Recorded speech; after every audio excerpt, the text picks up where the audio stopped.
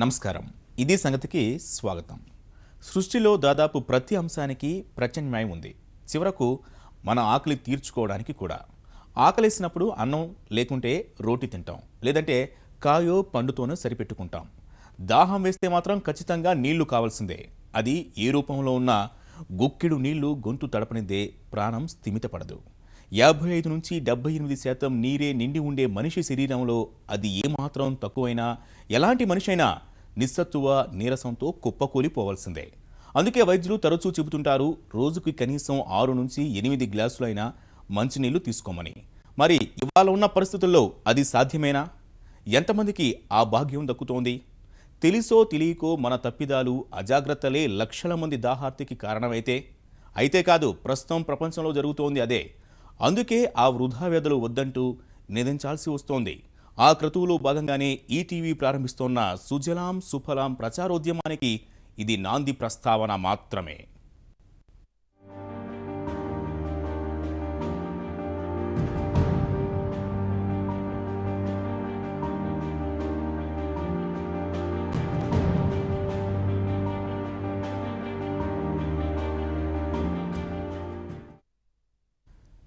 జలమే జీవం.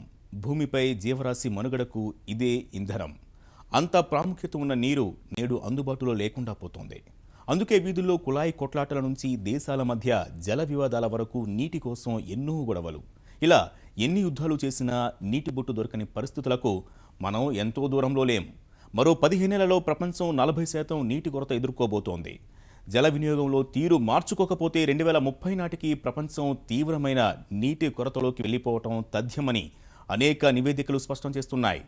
ఇంత విలువైన నీటిని సమర్థంగా వినియోగించుకోవాల్సింది పోయి పరిమిత స్థాయిలో ఉన్న మంచినీటిని కలుషితం చేస్తూ ఉన్నాం, వృధాగా పోనిస్తున్నాం. పరిస్థితి ఇలాగే కొనసాగితే 2050 నాటికి తాగడానికి గుక్కెడు మంచినీళ్లు దొరకని దుస్థితిలోకి ప్రపంచం వెళ్ళిపోబోతోంది.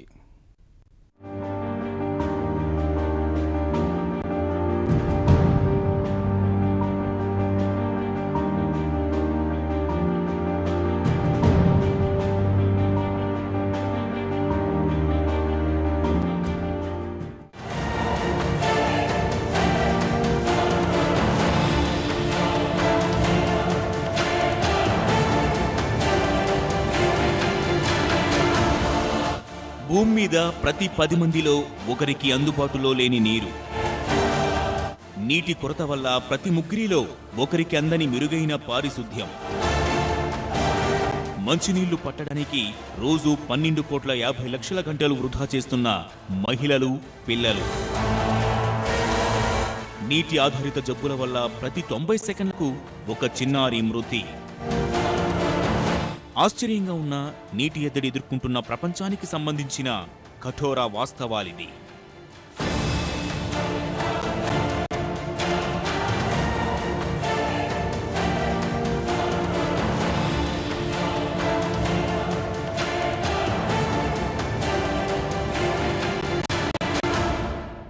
జీవకోటి జీవించాలన్నా, పరిశ్రమల్లో ఏదైనా వస్తువు తయారు చేయాలన్నా, చెట్లు బతకాలన్నా, విద్యుదుత్పత్తి కావాలన్నా, వ్యవసాయం చేయాలన్నా, ఇలా ఒకటేమిటి, ప్రతి ఒక్క విషయం నీటితో ముడిపడినదే. నీరు లేకపోతే అభివృద్ధే లేదు, అసలు మనిషి మనుగడే లేదు. అందుకే ప్రతి ఒక్కరూ నీటి ప్రాధాన్యత తెలుసుకుని నీరు పొదుపుగా వాడుకుంటూ నీటి వనరులు జాగ్రత్తగా కాపాడుకోవాలి.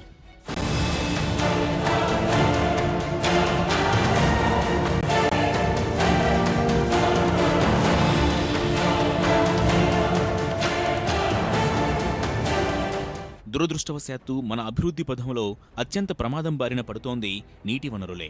మానవ తప్పిదాల వల్లే చాలా ప్రదేశాల్లో జీవరాశులు నీటి బొట్టు దొరక్క అలమటిస్తున్నాయి. నిజానికి ఈ భూమిపై 70% పైగా నీరే ఆక్రమించి ఉంది.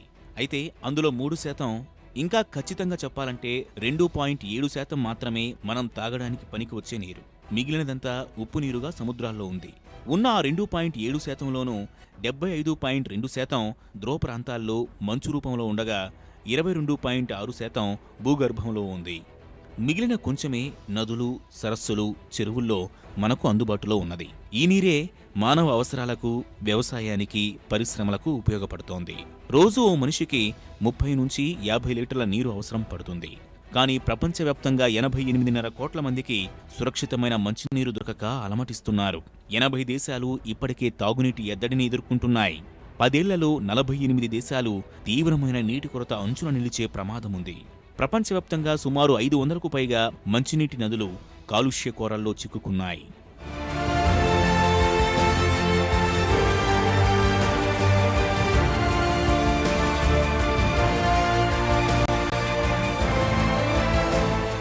నీటి కష్టాలు రోజురోజుకీ పెరుగుతూనే ఉన్నాయి. కలుషిత నీరు తాగి ఏటా సుమారు 40 లక్షల మందికి పైగా మృత్యువాత పడుతున్నారు. 84% మంది 14 ఏళ్లలోపు చిన్నారులే. 43% మంది అతిసారం కాటుకు బలవుతున్నారు. నీటి సంబంధిత వ్యాధులతో మరణిస్తున్న వాళ్లు అభివృద్ధి చెందుతున్న దేశాల్లోనే అధికంగా ఉంటున్నారు. 98% చావులు ఈ దేశాల్లో ఉంటుంటే 2% మాత్రమే అభివృద్ధి చెందిన దేశాల్లో చోటు చేసుకుంటున్నాయి. ప్రపంచంలోని దాదాపు అన్ని ఆసుపత్రుల్లో చికిత్స పొందుతున్న రోగుల్లో సగానికి పైగా నీటి సంబంధిత వ్యాధులతో బాధపడుతున్నవారే. ప్రపంచంలో భారీ యుద్ధాల కారణంగా చనిపోయిన వారి కంటే కలుషిత నీరు తాగటం వల్ల మరణించిన వారే అధికం.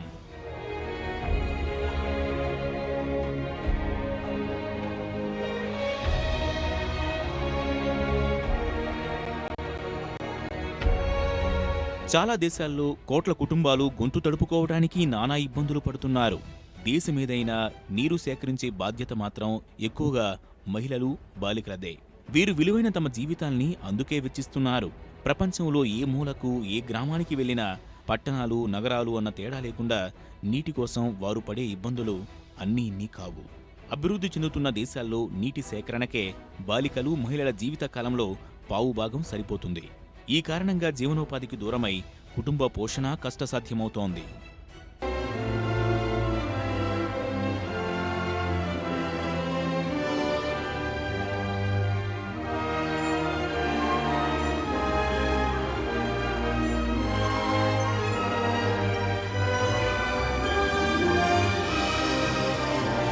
మనిషి వినియోగిస్తున్న నీటిలో 70% వ్యవసాయానికే వెచ్చించాల్సి వస్తోంది.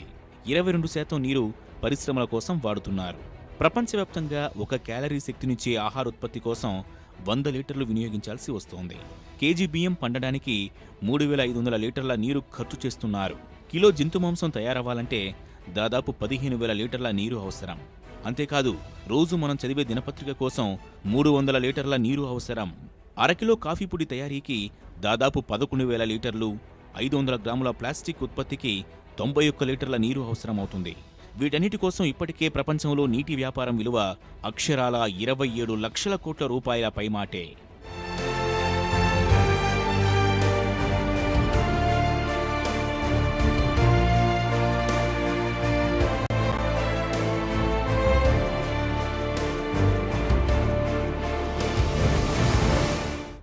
రెండు 2050 నాటికి ప్రపంచ నీటి అవసరాలు 55% మేర, పరిశ్రమల నీటి అవసరాలు 400% మేర పెరుగుతాయని అంచనా.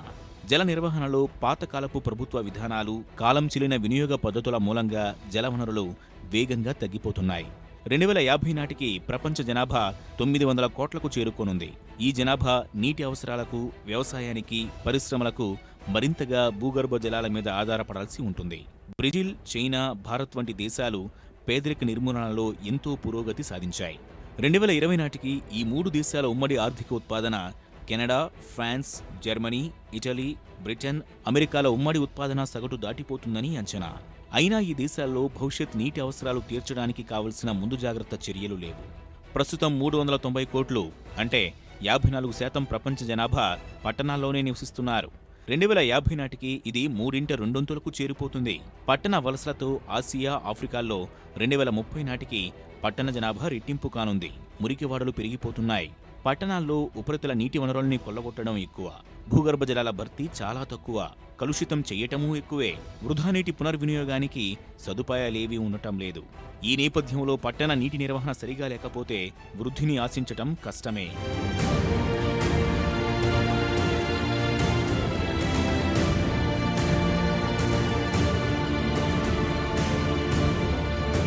ఇష్టం వచ్చినట్లు అడవులు నరికేయటం వల్ల పచ్చదనం కనుమరుగవుతోంది. ఫలితంగా వర్షాభావ పరిస్థితులు ఏర్పడి నీటి సంక్షోభానికి దారితీస్తోంది. అందుకే అందుబాటులో ఉన్న నీటిని ఎంతో జాగ్రత్తగా వినియోగించుకోవాలి. స్నానం చేసేటప్పుడు, వ్యవసాయంలో, ఇంటి పనుల్లో, పరిశ్రమల్లో నీటి వినియోగం సాధ్యమైనంత తగ్గించుకోవాలి. లీకేజీలకు అడ్డుకట్ట వేయాలి. రైతుల్లో నీటి యాజమాన్య పద్ధతుల పట్ల అవగాహన కల్పించాలి. విచ్చలవిడిగా భూగర్భ జలాలు తోడేస్తున్నాం కాబట్టి భూగర్భ జలమట్టం కాపాడుకోవడానికి వీలుగా ఇంకుడు గుంతల ప్రాధాన్యం గుర్తించాలి.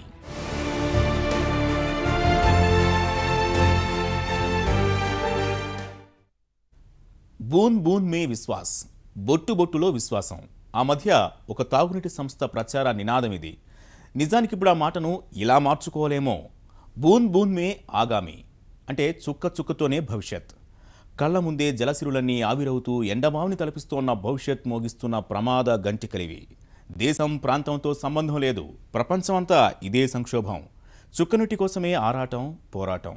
అయినా నేటికి ఆ భాగ్యానికి నోచుకొని వారి సంఖ్య కోట్లలో ఉంది. మరి మన ఇంట్లో మనం ఏం చేస్తున్నాం? ఈ కథనం చూడండి, మిగిలిన విషయం అంతా మీకే అర్థమవుతుంది.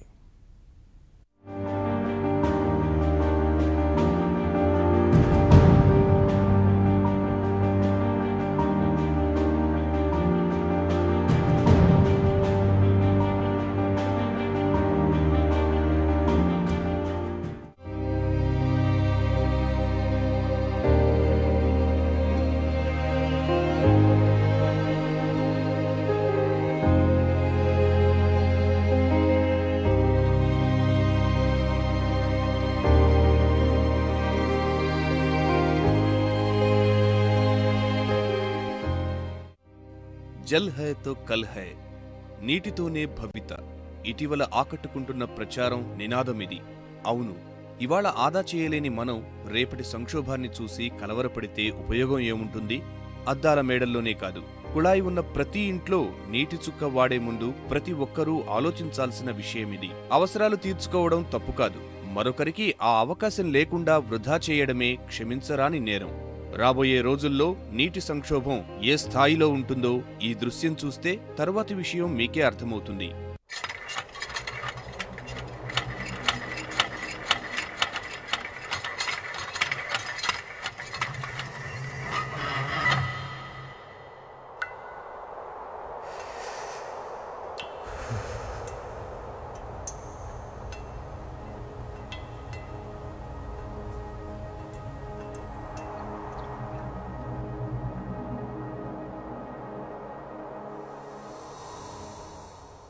ఈ ఒక్కటే కాదు, ఏమవుతుందిలే అని పట్టించుకోని వారిని మేలుకొల్పేందుకు మరెన్నో ప్రయత్నాలు జరుగుతూనే ఉన్నాయి.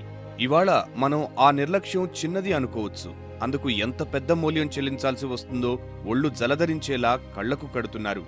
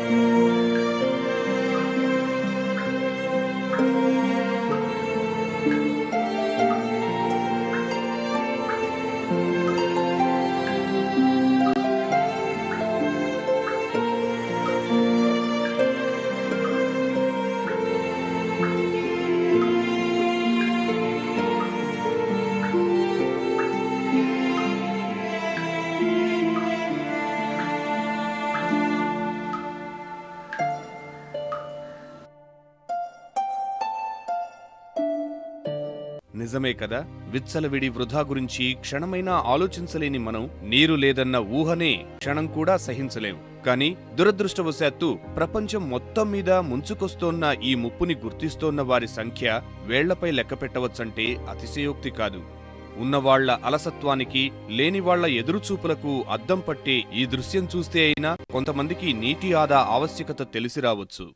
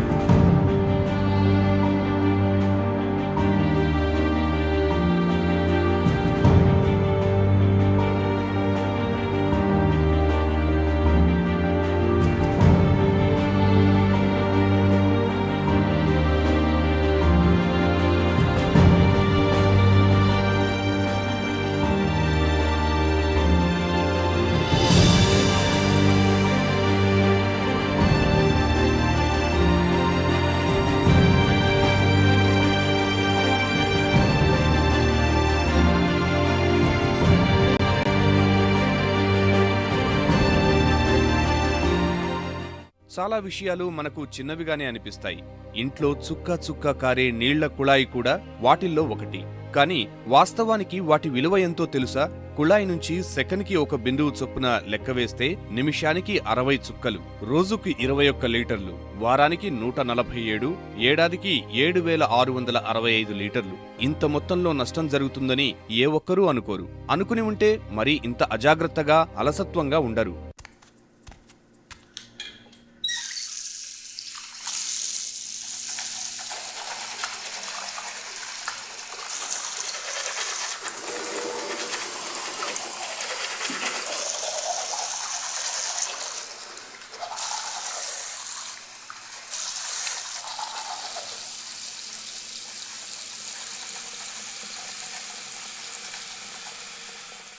చూశారుగా, ఉదయాన్నే పళ్ళు తోముకుంటూ కుళాయిని అలా వదిలేస్తే ఆ కాస్త వ్యవధికి వృధా అయ్యే నీరు మొత్తం 4 గ్యాలన్లవుతాయట. అంటే సుమారుగా 15 లీటర్ల పైనే. ఇంకా మరెన్నో రకాలుగా నిత్యం నీటిని వృధా చేస్తూనే ఉంటాం. ఈ చిన్న కథ చూడండి, నీటి వృధాకి వ్యధకు మధ్య సంబంధమేమిటో మరింత వివరంగా అర్థమవుతుంది.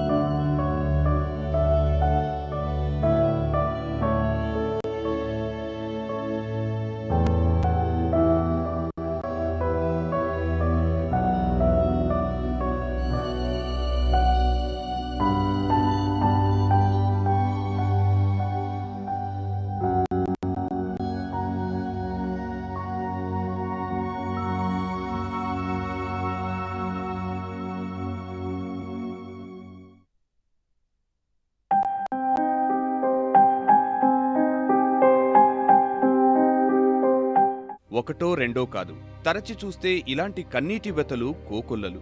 నిజానికి భూమి మీద ద్రవ, ఘన, వాయు రూపాల్లో ఉన్న ఏకైక ప్రకృతి వనరు నీరు. ప్రపంచంలోని నదులన్నింటికంటే ఎక్కువ నీరు మన వాతావరణంలో వాయు రూపంలో ఉందని చెబుతారు. నీళ్లు లేవని ప్రకృతినో సరఫరా వ్యవస్థలను నిందించే ముందు ఒక్కసారి అంతా ఎవరికి వారు మనస్సాక్షిని ప్రశ్నించుకోవలసిన విషయాలివి.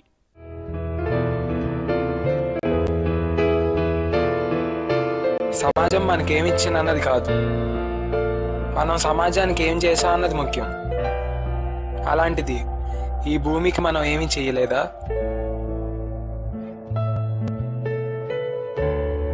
మార్పు మనతోనే మొదలవ్వాలి. I am changed.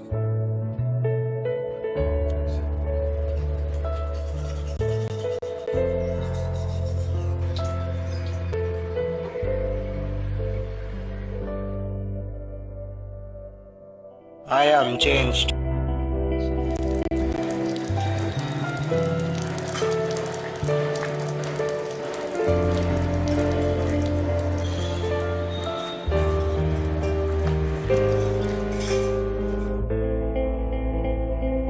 I am changed. Save water, save lives. ఆఖరిగా ఒక్కటి మాత్రం నిజం, బొట్టు నీరు కాపాడుకోవడం అంటే ఒక జీవితాన్ని నిలబెట్టినట్లే. ఎందుకంటే ప్రపంచవ్యాప్తంగా సురక్షితమైన మంచినీరు లేక లక్షల మంది ప్రాణాలు కోల్పోతున్నారు. రెట్టింపు సంఖ్యలో రోగాల పాలవుతున్నారు. లక్షల కోట్ల రూపాయల సంపద ఆస్పత్రి ఖర్చు రూపంలో ఆవిరవుతోంది. జీవనోపాధి కోల్పోయి పెద్ద సంఖ్యలో కుటుంబాలు రోడ్డున పడుతున్నాయి. జేబులో ఉన్న ప్రతి రూపాయిని జాగ్రత్తగా ఖర్చు పెడతాం. పైసా పైసా లెక్కలేసుకుని బడ్జెట్ పద్ధతులతో వినియోగిస్తాం. అవసరం లేని ఖర్చు పక్కన పెట్టి అవసరం ఉన్న వాటికే ప్రాధాన్యత కల్పిస్తాం. అంతకంటే విలువైన వనరుపై మాత్రం నిర్లక్ష్యం ప్రదర్శిస్తూ ఉన్నాం. అదే జలం. నీటి విషయంలో చిన్న నిర్లక్ష్యమే అంతులేని కష్టాన్ని తెచ్చిపెడుతోంది. కళ్ల ముందు కదులుతున్న జల సంక్షోభం మారాల్సిన అవసరాన్ని చాటి చెబుతోంది. లేదంటే దాహం కేకలేనని హెచ్చరిస్తోంది.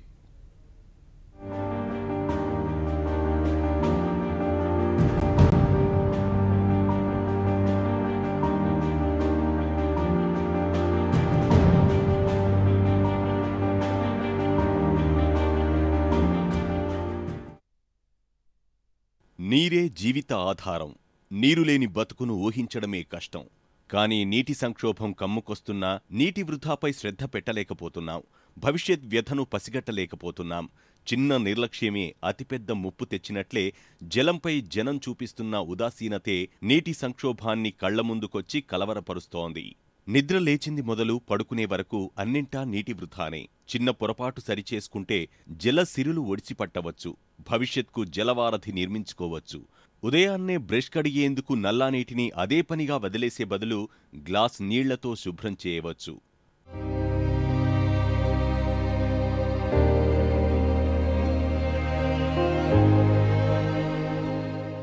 స్నానాల గది నీటి వృధాకు చిరునామాగా మారింది. జలధార పారించే షవర్పై ప్రత్యేక దృష్టి సారించాలి. ధర కాస్త ఎక్కువైనా తక్కువ ధార వచ్చే షవర్ ఏర్పాటు చేసుకుంటే అంతకంటే విలువైన నీటిని సంరక్షించుకోవచ్చు. ఎంతగా అంటే సాధారణ షవర్లు నిమిషానికి 19 లీటర్ల కంటే ఎక్కువగా నీటిని విడుదల చేస్తే అత్యాధునికమైనవి 5.5 లీటర్ల నీటినే బయటకు విడుస్తాయి. ఇదే సమయంలో సాధ్యమైనంత వరకు జల్లు స్నానంలో ఎక్కువ గడపకుంటే మరింత నీటిని ఆదా చేసినట్లే. షవర్ స్నానం కంటే రెట్టింపు స్థాయిలో నీటిని వినియోగించే టబ్ బాత్ వినియోగాన్ని పరిమితులు విధించుకోవడం వల్ల జలాన్ని సంరక్షించుకోవచ్చు. చిన్న జాగ్రత్తలతో మరుగుదొడ్లలో జరిగే నీటి వృధా నివారించవచ్చు. పాత శౌచాలయాల్లో ఒక్కసారి నీటి వినియోగంతో 19 లీటర్ల నుంచి 25 లీటర్లు వినియోగమవుతాయి. ఆధునికమైన వాటిలో ఏర్పాటు చేస్తే 1.6 గ్యాలన్ల నీరు ఖర్చవుతోంది. ఇళ్లలో గమనించకుండా నీటి వృధా జరిగే ప్రాంతం వంటగది. అక్కడ కూరగాయలు, పండ్లు, ఇతర వస్తువులు కడిగేందుకు అదే పనిగా నల్లా వదిలిపెట్టడం వల్ల నీరు ఎక్కువగా వినియోగించాల్సి వస్తుంది. జాగ్రత్తతో వ్యవహరిస్తే బకెట్ నీటితోనే కూరగాయలు కడిగి అదే నీటిని మొక్కలకు వాడేందుకు ఉపయోగించవచ్చు. సింకులోని సాధారణ ట్యాప్లు నిమిషానికి 11 లీటర్ల నీరొదిలితే ఆధునికమైనవి 5.5 లీటర్ల నీటినే విడుదల చేస్తాయి. ఈ పంపుల నుంచి చిన్న లీకేజీయే భారీ నష్టం మిగులుస్తుంది. జాలువారే చిన్న చుక్కే రోజుకు 20 గ్యాలన్ల నీటిని వృధా చేస్తుంది.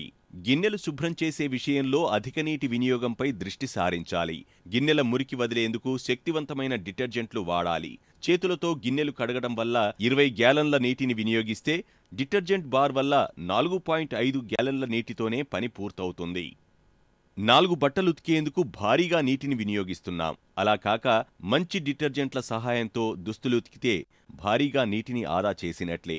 వాషింగ్ మిషన్లో పూర్తి స్థాయిలో లేకుండా దుస్తులు ఉతికితే ఎక్కువ నీటిని వినియోగించాల్సి వస్తుంది. ప్రస్తుతం కమ్ముకొస్తున్న నీటి ముప్పు దృష్టిలో ఉంచుకొని వర్షం సహా సింకుల్లోని నీటిని తిరిగి వినియోగించేలా వ్యవస్థలో మార్పులు చేస్తే అంతులేని ప్రయోజనాలు అందినట్లే. ఆహారపలవాట్లలోనూ మార్పులు చేర్పులు ద్వారా జలాన్ని సంరక్షించుకోవచ్చు.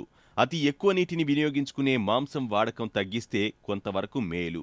ఈ స్థానంలో కూరగాయలు, కందలు, పండ్లు వినియోగంతో నీటి వినియోగానికి అడ్డుకట్ట వేసినట్లే.